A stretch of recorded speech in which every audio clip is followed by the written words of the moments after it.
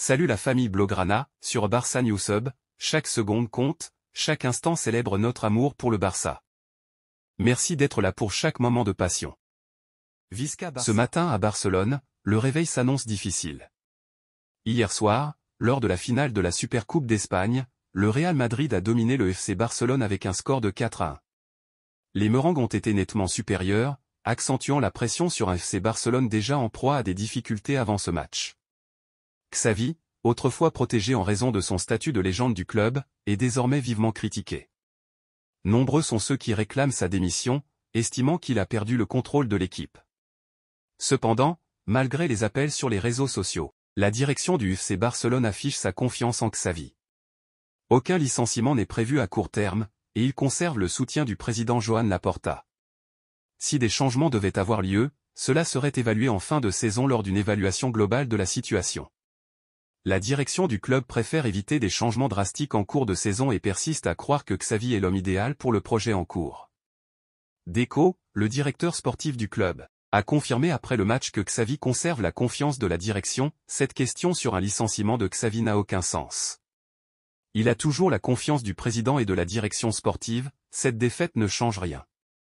Ainsi, Xavi peut, pour l'instant, envisager la suite avec sérénité.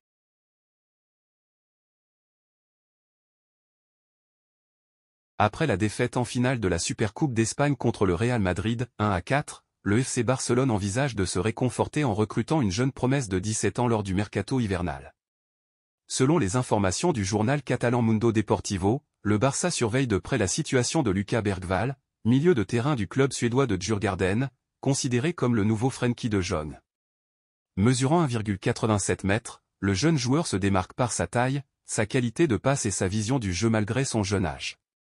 Actuellement sous contrat jusqu'en décembre 2025, il est estimé à 5 millions d'euros par Transfermarkt.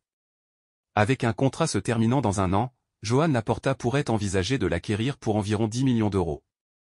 Cependant, le champion espagnol en titre devra faire face à la concurrence d'autres clubs européens tels que Manchester United, Francfort, l'Inter Milan et l'Udinese, qui suivent également de près Lucas Bergvall. Le FC Barcelone et Chelsea se tournent vers l'avenir en prospectant à l'étranger à la recherche de talents prometteurs, et ils ont identifié une cible commune en la personne de Rooney Bargi, l'étoile montante du FC Copenhague. Ayant atteint les huitièmes de la Ligue des Champions cette saison, Bargi exprime son désir de relever de nouveaux défis tout en restant conscient de la nécessité de progresser étape par étape. Dans une déclaration à The Athletic, il affirme « Je vise à devenir le meilleur joueur du monde. Mon objectif ultime est de jouer dans les plus grands championnats et au sein des équipes les plus prestigieuses, et je travaille chaque jour en vue de réaliser cet objectif d'ici 5 ans. Si vous rêvez, rêvez grand. » Par ailleurs, Bargi considère Lionel Messi comme son idole principale depuis son jeune âge. Il partage « Messi a toujours été mon modèle. Honnêtement, quand j'étais jeune, il n'y avait personne d'autre. J'ai constamment observé ses performances et essayé de reproduire ses exploits. J'admire Messi. »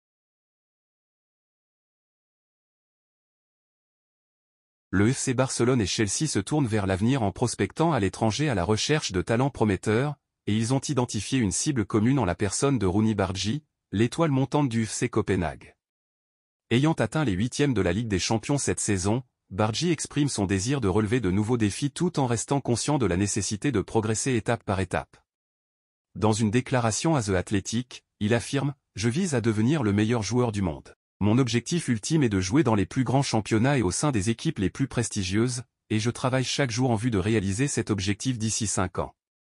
Si vous rêvez, rêvez grand. » Par ailleurs, Bargi considère Lionel Messi comme son idole principale depuis son jeune âge. Il partage « Messi a toujours été mon modèle. Honnêtement, quand j'étais jeune, il n'y avait personne d'autre. J'ai constamment observé ses performances et essayé de reproduire ses exploits. J'admire Messi.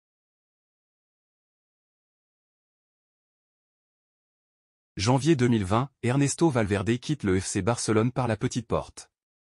Malgré 2 Ligas remportées, sa popularité en Catalogne était en déclin. À l'époque, l'animation offensive du Barça était en berne, dépendant largement des performances de Lionel Messi et Luis Suarez. Valverde était perçu comme un simple spectateur dans une équipe en autogestion. Après une pause loin des terrains, Valverde revient à l'Athletic Club pour la saison 2022/2023.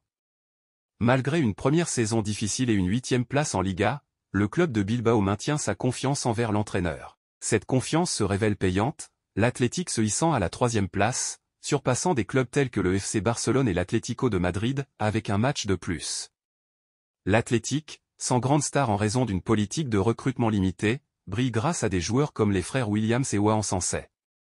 Avec la meilleure attaque à domicile en Liga, l'équipe de Bilbao démontre une polyvalence tactique, alliant solidité défensive et explosivité offensive.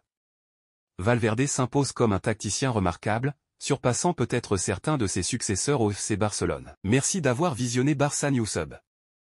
Votre soutien compte énormément. N'oubliez pas de liker, partager et vous abonner pour rester connecté. À bientôt et Visca Barça.